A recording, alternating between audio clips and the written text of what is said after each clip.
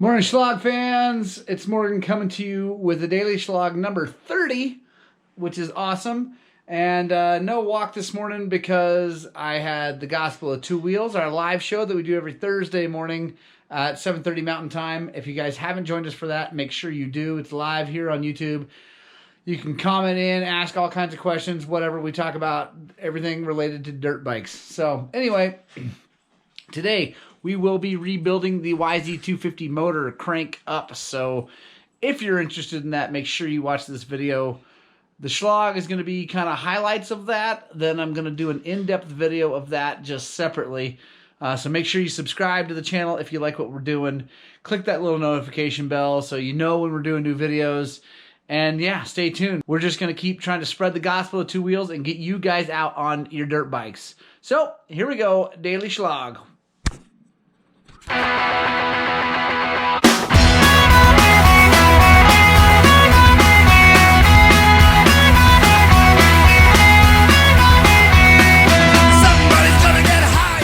So one of the things that you do when you're doing a complete motor, the best part, well, not the best part, an awesome part of that is that you get everything out of the way of the frame and you can pressure wash the freaking crap out of it and get it clean like it hasn't been clean in years. So that's what we're gonna do right now, get this done, and then kind of check on what's going on with the shop, like what pending projects, because we got to do the YZ250 motor that's in here. And then we're definitely going to get started on that today, hopefully finish it. But there may be some things I got to get done first because people might be riding.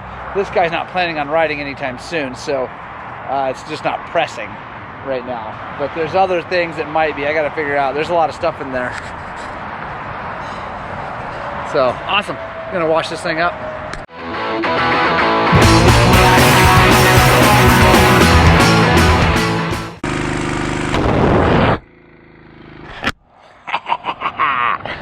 All right, it just feels so good to clean a bike that, like, get the frame that clean and everything. It's just awesome.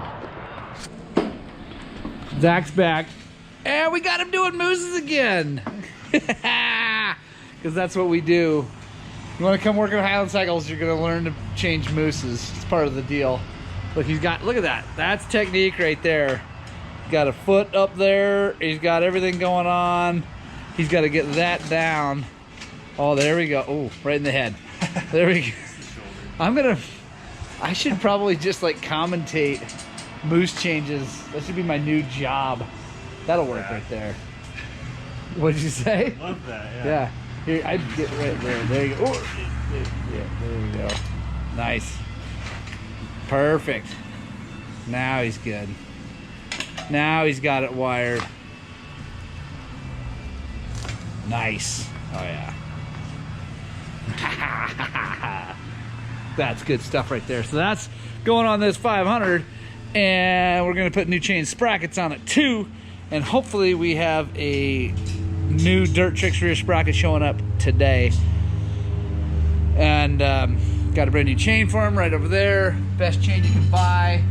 It's the DID. It's got the ERVT now. It used to be the VT2 or anyway, whatever.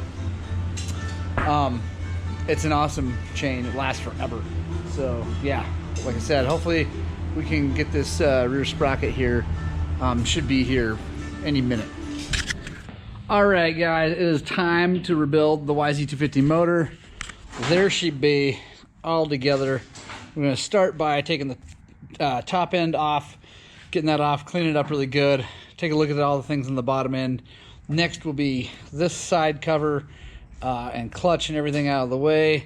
Then we'll come over to this side, and that's where all the case bolts are. Then we'll split the cases, put a new crankshaft in it, inspect all the bearings, make sure the transmission's good, and then put it all back together and put it in the frame and kickstart it. So yeah, let's start with the top end. So on the Yamaha, this is the power valve actuator.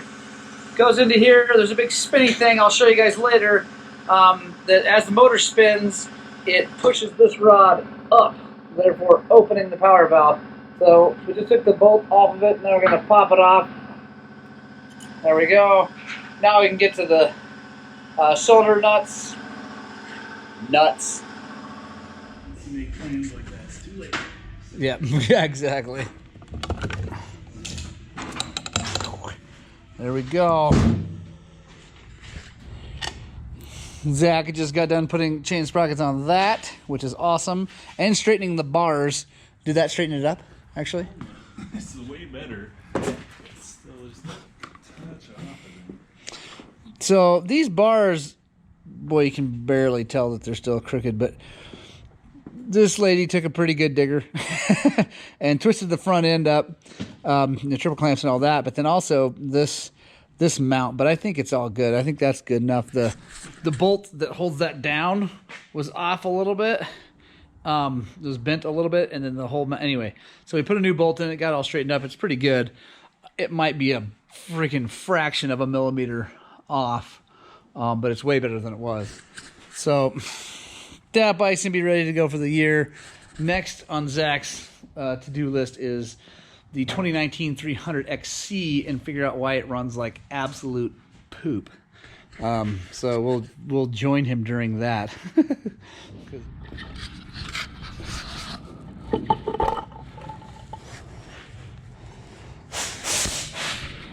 All right, so obviously got a Core EXP, I guess. Core EXP Recluse auto clutch in it, which is cool. But let me show you guys what I was talking about with the power valve.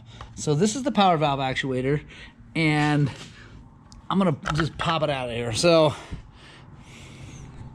this little bar goes in this groove, and as this thing spins faster and faster, you look down in there, there's little balls in there, and they swing.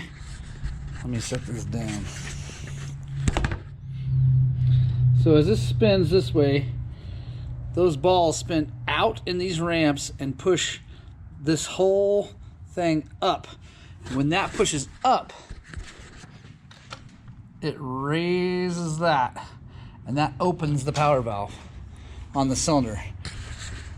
But so that's all good and great, and we are still going to put a crank in this thing. But I got some bad news for you guys and for me, guys, and mainly for the owner. Really, it's not bad news for me or you, but except for that we're not going to finish this motor anytime soon. Let me show you something. So I took the cylinder off, like you saw, and I didn't even take the head off because I'm like, yeah, whatever. But I took a little break real fast, and I look in here, and let me see. So you see that color change to the real light gray? That's not good. That means the Nicosil coating, the plating that's on the cylinder, is worn off. That's just bare aluminum. So that is probably why this thing wasn't running well. He said it wasn't running good, and it was spooging out of the pipe. And anyway, that is most likely the cause. I haven't really even looked at the intake side, but this piston is not sealing well anymore, and it's just wearing that cylinder out. So we're definitely not putting it back together like that. We're going to send this thing off, get it replated, be good to go. Fortunately, it's still winter. It did get really nice outside, so people are riding, but that's okay. It's still winter. We still have time before his first race, so we're all good. But it's a bummer because now I gotta take this apart, send it out to Millennium, get it played. Anyway, whatever. Like I said, it's not the end of the world, but it is a bummer that we don't have it all back together today or early tomorrow. So anyway, let's get on with the rest of what we got to do, which is split the cases, put a crank, and we'll get it all done, ready to go, so that when it does show up, we just bing, put it back together. So also, I hope that power valve explanation worked for you, like how it actuates. Also, let me show you something too. So on KTMs, you can adjust the power valve actuator, like the spring tension, to make it open slower or faster. On Yamahas, you can't. This spring is what controls that. Now you can add a shim to it to stiffen up, or you can buy, I think you can get different springs from Yamaha. Also, the YZ250X has a different spring. Anyway, it's not nearly as easy to adjust, but that's what this does. So there you go. That's how a YZ250 power valve works. Ha ha ha! Mail time! Mail time! Mail time! Super stoked. It's from Rocky Mountain ATV, so someone had it sent to us. I have a feeling I know who. Mr. Cody Joseph. Puppers, you're okay. 1 second. Hang on. Let me let the dog out. So Cody said he was having something sent to us from Rocky Mountain. So I'm super excited. He said it has something to do with the fact that I yell at you guys all the time about air filters. So can't wait.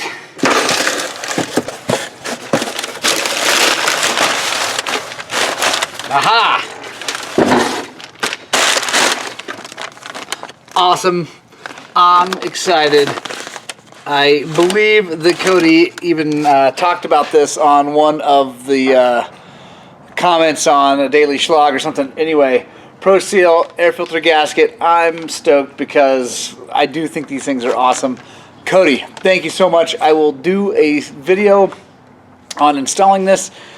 Probably be a couple days because it's going to go in that bike. It looks like it fits KTM. Yes, it does. So thank you again, because Daisy's going to be happy to get a little upgrade. But I will be servicing that bike for my Arizona trip here in the next couple days. So we'll put that on. Sweet. Thank you, thank you, thank you, Cody. I really appreciate it. All right, guys. So I got a good one for you. This is I can't even believe this. So Zach is working on this 300XC and doing a full service. We're going through, checking all the nuts and bolts and stuff. And yeah. That's not supposed to be like that. But fortunately, the oil filler cap won't come off because it's got a safety wire on it. So, oh my gosh, I can't even, I have no words for that. Wow, is he lucky that something bad didn't happen. So we're now going to find a shock bolt, hopefully somewhere around here, and fix that. And then this is the bike we're trying to figure out why it doesn't run so good. And who knows what we're going to find. So definitely stick with us on this video because this could get really exciting. All right, guys. So we got our case splitter all set up. Basically, the way they work, if you've never seen one, is you put bolts down into the holes that are already on the cases like these. They come up through these 3 things that move, and then we just are going to tighten this down, and it's going to pull this case up. So when you're doing this, you want it to come up evenly, right? Because you don't want it to cock or it'll get hung up. So as it's coming up, you might have to tap on this. This is the counter shaft. You might have to tap on that and kind of bring it up. We're going to hopefully have it clear this. There's an O-ring down in there that can sometimes kind of hang up, but with any luck, we're going to have it all come out real nice and smooth. That is nice that came out of the way. All right, so grab a 17mm socket, and we're just going to go nice and easy. It's kind of hard to do with one hand, so I'm going to see if I can't set this camera up. And I am not being real careful with any of this because all this is going away. You know, we're getting all new stuff. So I'm not being real careful with this or the crank, you know, any of that stuff.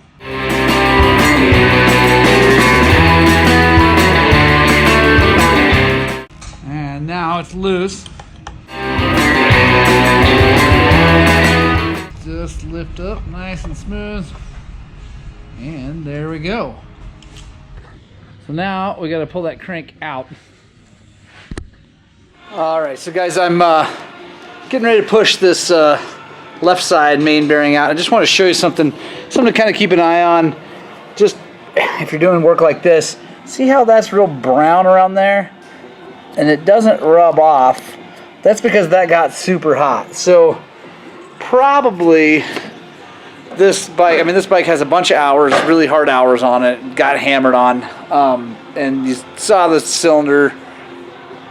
So probably what happened, it was leaking tranny oil into the motor, so the right side seal was leaking. Probably also this left side seal was leaking too, and causing all kinds of problems because yeah, it was getting hot, and that may have been what caused the cylinder to look like that. It might have expanded the piston a little bit much and scraped that cylinder.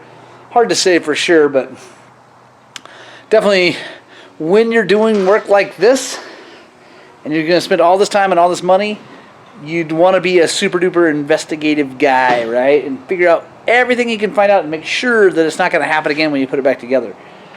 Now, it shouldn't be a problem because that's most likely was this seal leaking, causing it to run lean and get hot. So, but yeah, just want to keep an eye on all that stuff. All right, so still working on the 300XC 19, and it's got a Mikuni carburetor, and surprise, surprise, it's got a jet black gasket issue.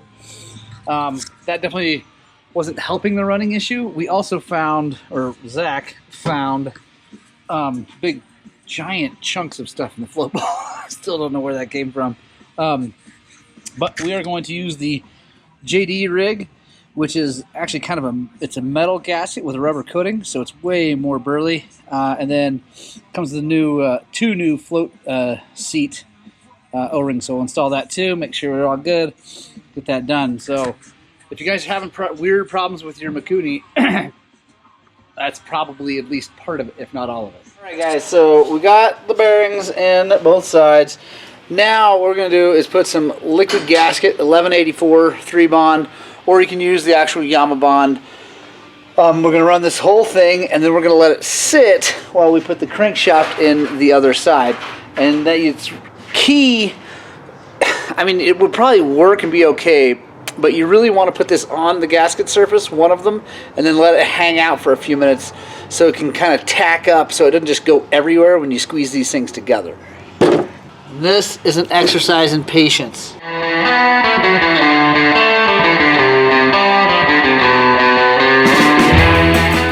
There we go. All covered. Now we just let it hang out while we put the crankshaft on the other side. By the time we get done doing that, this will be dried up enough that we can take it, flip it upside down, and lower it on, and it won't go anywhere, and then when we push it together, it won't squeeze just everywhere. It'll make a nice, good seal, keeping the oil where it's supposed to be, the air where it's supposed to be, and the compression and combustion where it's supposed to be. So we're going to set these to 8 foot-pounds.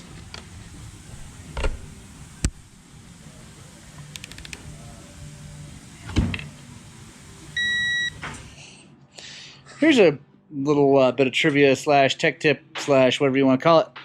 This little guy, it goes right there. I cannot tell you how many times people have taken these things apart and that would stick because of the oil, right? And then they lose it and it doesn't shift right. Or they find it, they're like, where does this go? Anyway, that's a YZ thing, so something to pay attention to. There we go. Bottom end is back together. So now we wait. I gotta wait on that cylinder. We're gonna send it out to Millennium. Showed you right there. That's a bummer, but you know, like I said, fortunately we got time. It's winter, so tomorrow during the Shlog, I'll show you what we do, taking this apart, what the power valve actually looks like on a YZ power valve. It's a lot different than a KTM and a bunch of others. So yeah, we'll get that thing apart, boxed up, and shipped out to Millennium. Like I said, this guy, we're gonna take it and put it over on the shelf and put some rags in here to make sure nothing finds its way into the bottom end, and then we'll wait. Hey guys, thanks for joining me for the daily Shlog. Pretty good day today. Kind of bummed out about the YZ, but you know, it happens. Things happen. It's life, but you know, the good thing is we're going to make it like brand spanking new. So yeah, thank you guys so much for watching. You know, again, I'm going to say this every time. If you feel like we've earned it and you haven't yet, please hit that subscribe button. It means an absolute ton to us and to this dog. It means a lot to that dog right there. I mean, you wouldn't upset the dog, would you? Just kidding. Anyway, guys, get out. Spread the gospel of two wheels, and please, the sun's staying up longer. It's getting warmer. It's freaking time to go ride your dirt bikes!